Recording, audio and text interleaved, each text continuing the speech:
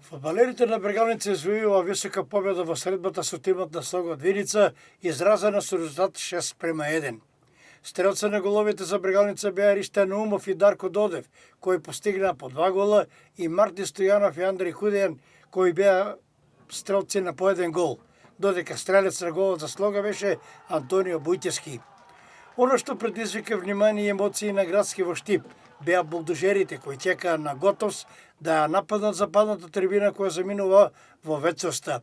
Може би 40 на години Штипјани се радува, прославува и грлото навива од оваа трибина, на чие место ќе се изгради нова, современа и европска трибина, проект на ФФМ и на УЕФА, на која едноставно ќе се ужива во седењето на првенствените, но од сега и на меѓународни надпревари.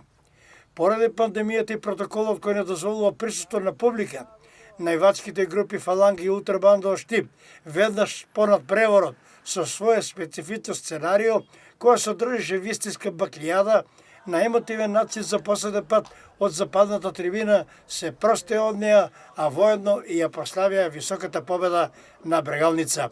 Вториот претендент за највисок пласман, тимот на Тиквеш, рутинирано славеше победа од 3:0 во средбата со прелевска победа и ја продолжува мртвата трка со штипските сини.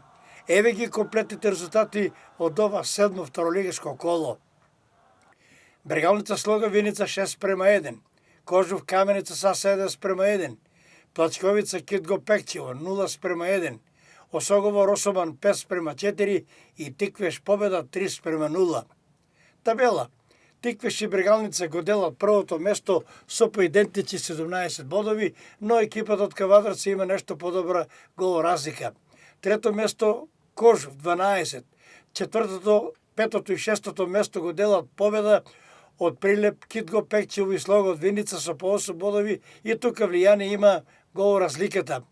Седмо, осмо и девето место за екипите на Каменица Саса, Осогово и Росоман со 7 бодови и тука своје влијание има гол разликата. На последното, 10-то место, може би мало изненадување, е симпатичниот тим на Плачковица со само 4 освоени бодови.